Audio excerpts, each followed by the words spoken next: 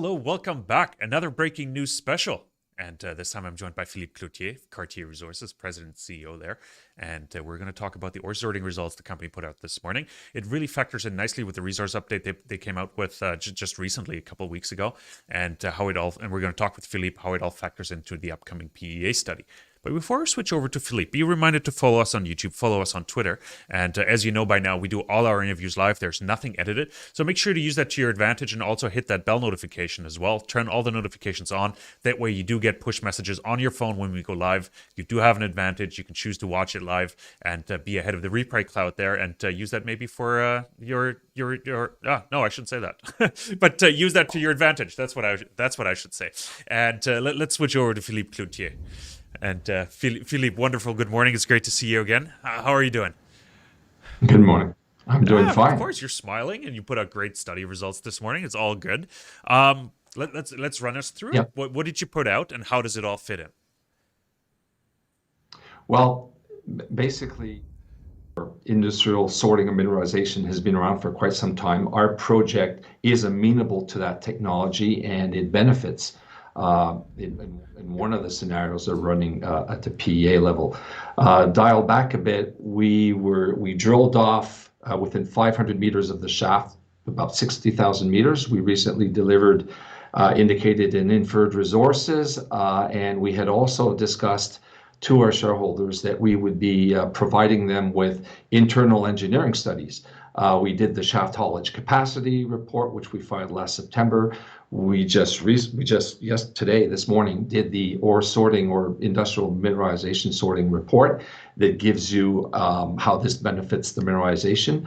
And the two other studies will be the stope configuration and design and the mining scheduling. And then all of these chapters we wrapped into the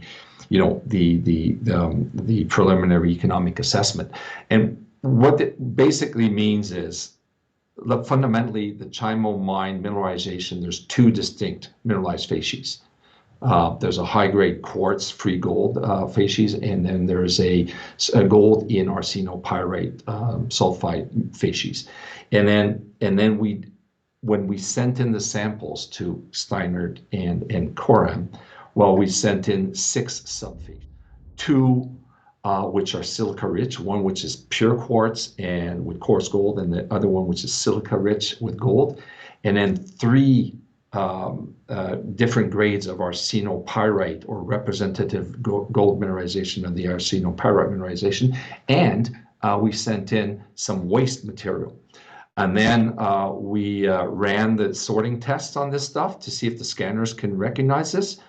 And we also then constituted a sample which was representative of the stopes that are being designed. So X amount of quartz, X amount of silica, X amount of high-grade arseno, X amount of medium-grade gold arseno, and X amount of low-grade, and then we added 20% dilution to that.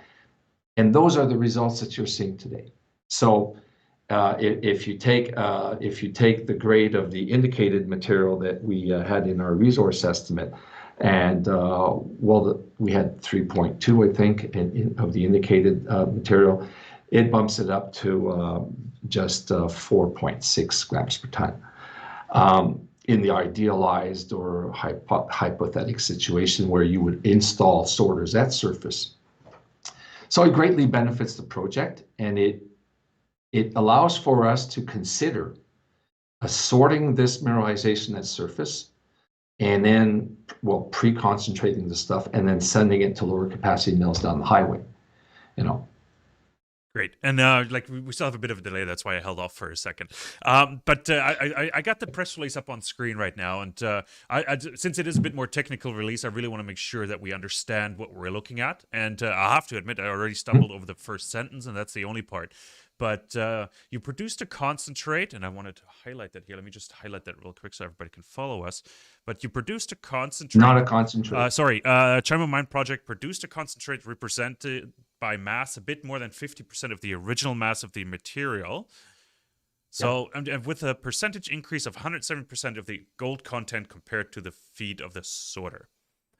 So just try, because it's a very technical sentence, right? Let's really dumb it down. Like, what does that actually mean? Okay. First of all, for the extra details, both reports, the Steinhardt and the COREM report, are hyperlinked in the press release, and you have, I think COREM is a 44-page report, Steinhardt's a 23-page report. You get the details of how they ran the test. What it means is we took a representative sample of what you would be mining underground. We sent that to the lab, and then we said, look, first of all, can you recognize, scan, and sort the individual facies? Yes.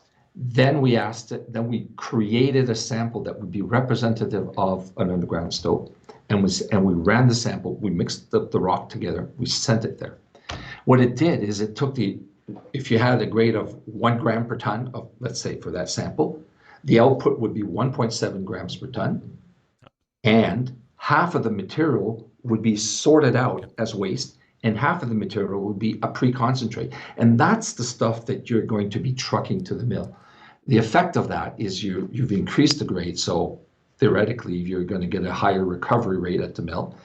You're only trucking half of the material, so you're reducing the cost of transportation, and you're also reducing the cost of milling, and then ultimately the cost of warehousing or of that tailings and the environmental impact.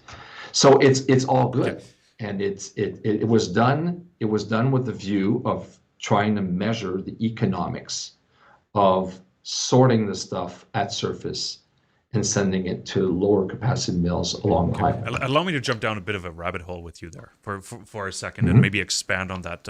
Since you chose the samples, of course, and roughly 50% is mineralized and goes to the sorter, or gets sorted and increases the grade. Like, how can you influence the input though? Like underground, like 50%, of course, if you know like where you're mining, like how can you change that variable that maybe how do I say that? Like that you actually keep the waste already underground. You know what I mean? Like, does that make sense? Well, no. In a bulk mining situation, you're actually gonna, and because of Chimo, because of some rock weaknesses in the fault, you're mining right up to the fault and including the faulty material, and you're including low grade and high grade material, and then you're sending that all to surface. That's the simplest way, because if you try to cherry pick your stuff underground, you're going to run into rock mechanic issues, and it's going to just increase your cost of mining. That's the first thing. The second thing is, because we have a very tight control on the geology and the geometrics of the mineralization underground, we have a very clear-cut view of what a stope will actually produce in terms of how much of it's going to be quartz, how much of it's going to be silica, how much of it is going to be high, medium, and low-grade arsino, and how much of it is going to actually be tumble into the whatever you cover, which is dilution. And so we were able to design a very representative sample. And this is only because this thing is a past producer, and you have that wealth of information. Perhaps that could not have been the case if you were a new project. But again, we did this in order to provide us with all the parameters possible walking into the preliminary economic assessment of this situation of the Chimo mine project. We originally planned to talk for 5 minutes about the ore sorting results, but I find it hugely interesting, and I think it makes a big impact on Chimo, and it's going to help tremendously with economics as well, of course. But more of a basic question: what's the difference between the COREM sorting tests and the Steinhardt tests? Okay, well, when we sent it to Steinhardt, that was done last March when the pandemic hit and the lockdown. We had initially wanted to follow those samples to the Steinhardt facility in Kentucky and do the machine calibration and machine learning. I mean, Steinhardt needs no introduction. This is a high-level company and has sorters installed at several mines. Unfortunately, because of lockdown, we couldn't do that, one. And two, we did not send waste material for it to add the 20% dilution in the test. At COREM, when we repeated the tests, we had even more information with the deposit.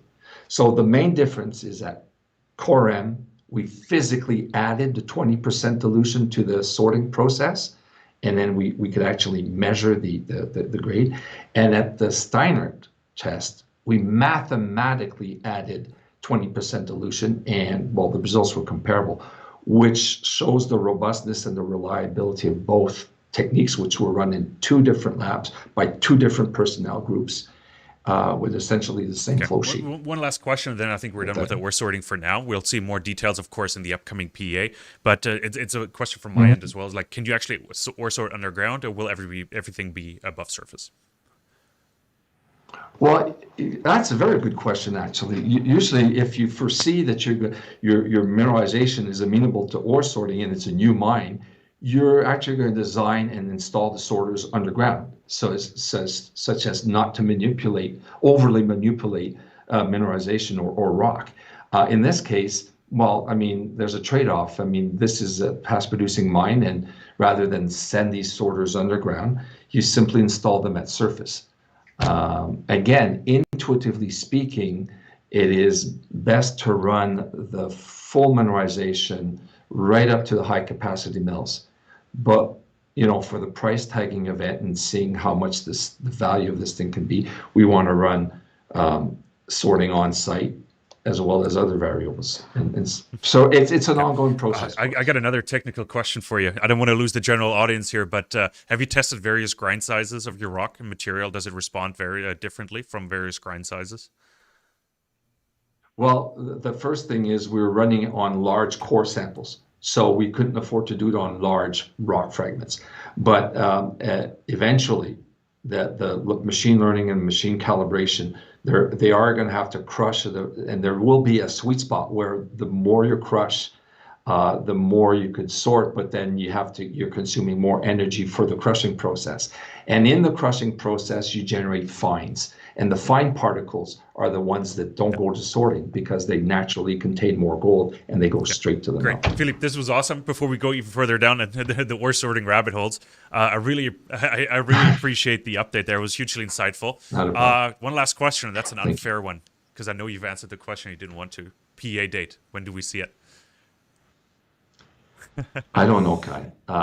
There's a lot of moving parts. What we're doing actually is we're having a field day here in order to have a more intelligent conversation with corporate people and our peers and the consultants. We're actually compiling all the most recent PAs that are done in our vicinity and lookalike projects.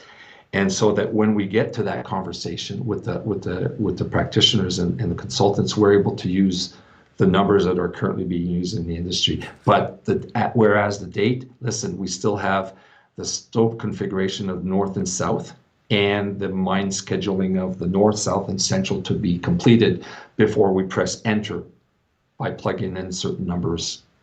And so I don't know the date. I would hope it be by the end of the year, but I'm not gonna fall in that trap once again. Awesome, Philippe. It was great catching up with you. Thanks for coming on. Thanks for clarifying a couple things and answering my questions. And I hope it answered a few questions of the audience as well. So thanks for joining us, and everybody else, thanks for tuning in. This was an SF Live breaking news special with Philippe Cloutier, President and CEO of Cartier Resources. They announced some ore sorting results this morning, which tremendously increased the grade at the Chama Mine Gold Project in Quebec. So make sure to follow the company, of course. They are a client of ours, so make sure you follow our disclaimer as well. But don't forget to subscribe to our channels, YouTube, Twitter, all of them. Turn on the bell notification. We do all our interviews live, so you do have a bit of an advantage over everybody else. We will be back at 10 a.m. with our Discovery Thursday. We're going to be introducing Visionary Gold. And then we have another breaking news special at 12:30 Pacific with Dory Copper. So make sure to join us for that as well. And